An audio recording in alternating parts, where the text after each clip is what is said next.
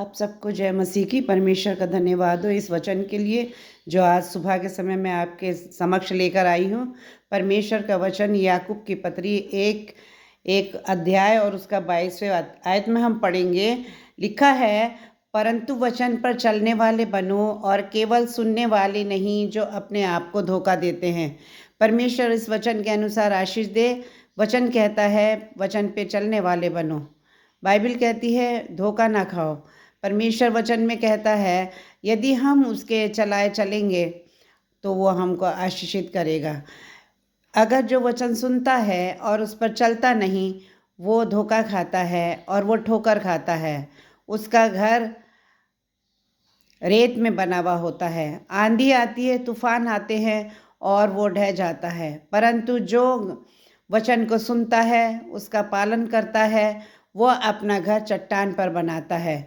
एक छोटी सी स्टोरी है कि एक पिता का बेटा बहुत सख्त बीमार था और बहुत बुखार था। वो डॉक्टर के पास गया और उसने कहा, डॉक्टर साहब मेरे बेटे का बुखार नहीं उतर रहा है, लेकिन उसे आप ऐसी दवाई दीजिए कि वो कल एग्ज़ाम है और वो एग्ज़ाम देने जा सके। डॉक्टर ने एक गोली दी और कहा ये बहुत कड़वी है और इसे आप किसी भी तरह से उसे खिला दीजिए। और जब वो घर गया, उसने रास्ते में से एक रसगुल्ला लिया, उसमें गोली डाल के बेटे को दी। जब तक पानी लेने गया तब तक वो बेटे ने रसगुल्ला खाया। बाप ने पूछा कि तूने बेटा रसगुल्ला खा लिया? उसने कहा हाँ पिताजी, मैंने रसगुल्ला खा लिया, उसमें एक गुठली निकली थी, वो मैंने फेंक दी।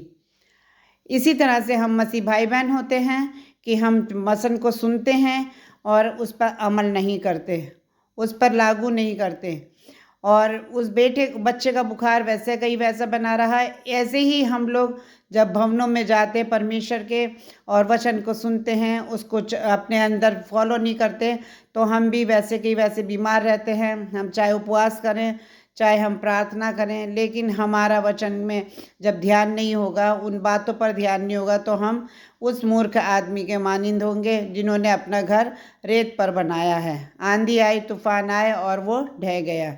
इसलिए प्रिय भाइयों बहनों, अपने वो इस याकूब की 1:22 के अनुसार अपने को धोखा नहीं खाना चाहिए और वचन के चलने वाले बनो। परमेश्वर आप सबको आशीष दे। आमीन।